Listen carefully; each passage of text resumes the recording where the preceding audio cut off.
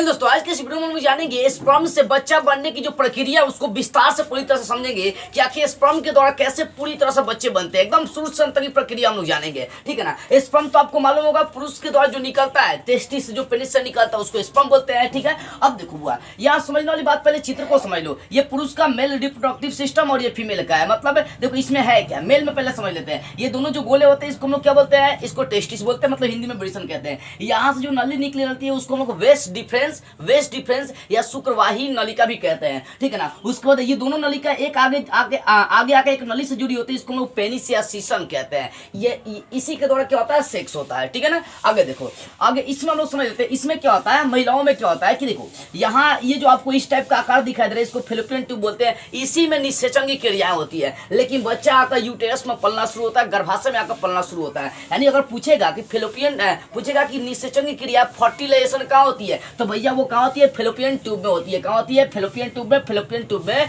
ये होती है। ओके, अब यहाँ पर देखो फेलोपियन ट्यूब में होती है। उसके बाद ये वाला भाग बच्चा यहाँ बनने के बाद यहाँ चलाता है, गर्भाशय में चलाता है। मैं सब बताऊंगा। इस भाग को यूटेरस बोलते हैं और इस भाग को विजाइना बोलते हैं, और यहाँ एक झिल्ली होती है इसको हाइमन भी बोलते हैं, ठीक है। और उसके बाद सबसे इसके ऊपर वाले भाग को वल्वा कहते हैं, वल्वा। यानी मेल में फीमेल में इस वाले सबसे ऊपर वाले भाग को वल्वा कहते हैं। अब हम लोग समझने के शुरू करते हैं। देखो एक पुरुष का जो स्पर्म होता है वो करीबन 7 ml निकलनी चाहिए। आप देखिएगा जिस बच्चा को क्या होता है ना, दवाइयाँ पिया जाता है ठेपिया में, जैसे आप देखिए कभी खोखी हो जाता है ना बच्चा को, तो दवाई ठेपी में उलट कर पिलाया जाता है। तो जो ठेपिया होता है ना, ये ठेपी लंबा है, वो ठेपिया कम से कम 7 ml एक बार में स्पर्म निकलनी चाहिए, तब जाकर बच्चा करने की क्षमताएं एक पुरुष के अंदर होती है, ठीक है ना। मतलब स्पर्म देखो, स्पर्म जो होता है ना इस आकार का होता है। अब कहने के बाद आपका जो स्पर्म आता है उसमें बहुत छोटे छोटे क्या होता है ना, स्पर्म होते हैं। बहुत छोटे छोटे माइटोकॉन्ड्रिया होते हैं। माइटोकॉन्ड्रिया ऐसे होते हैं, ये माइटोकॉन्ड्रिया में चलने की रफ्तार होती है, ठीक है ना। आप जैसे सेक्स करने के दौरान, सेक्स करने के उपरांत क्या करते हैं, स्पर्म छोड़ते हैं। देखो जैसे ही सीसन के माध्यम से क्या करते हैं, स्पर्म छोड़ते हैं। अब ये स्पर्म देखो यहाँ समझो, यहाँ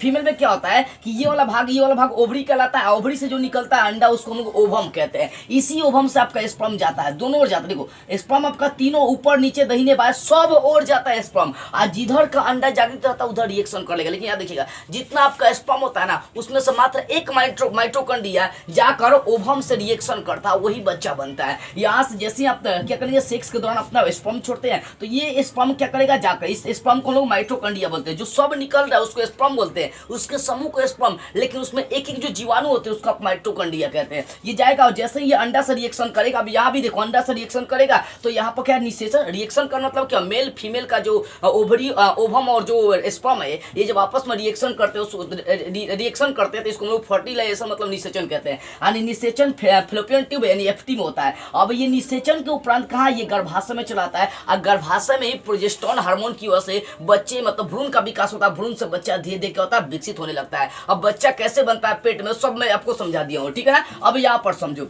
यहाँ पर हम लोग समझ लेते हैं कि यहाँ बच्चा आकर पलना शुरू होता है, लेकिन यहाँ भी कुछ ट्विस्ट आ जाता है। देखो मान लो कि यहाँ पर एक अंडा है, ठीक है ना, और 2 ससुरी स्पर्म यहाँ पर चला गया, और एक अंडा से जाकर 2 स्पर्म क्या किया, रिएक्शन कर लिया, ठीक है ना। ये दोनों स्पर्म जाके क्या किया, रिएक्शन कर लिया।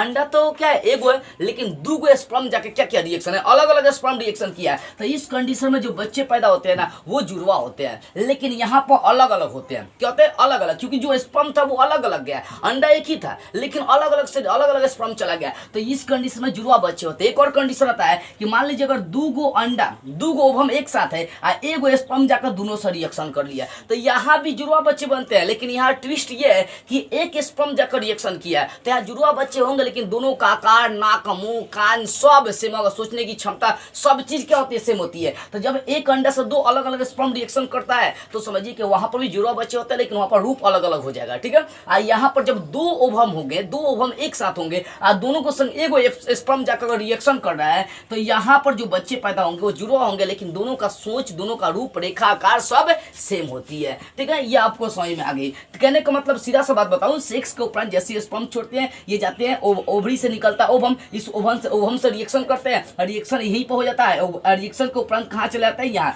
गर्भाशय यूटेरस में चले जाता है, और यहीं पर बच्चा धीरे धीरे पलना शुरू हो जाता है।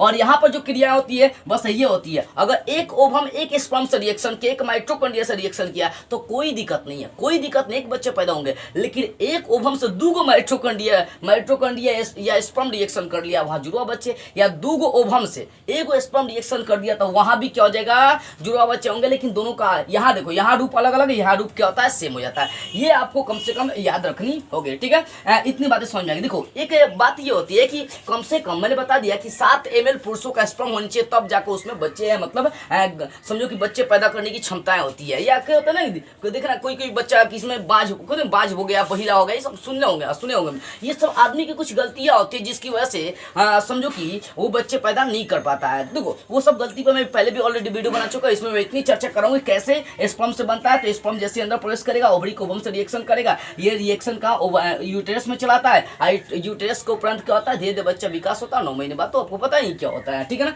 चलिए आपको समझ में आ गई होगी कैसे स्पर्म जो होता है ना, ये स्पर्म से बच्चे कैसे बनते हैं, आपको समझ में आ गई होगी।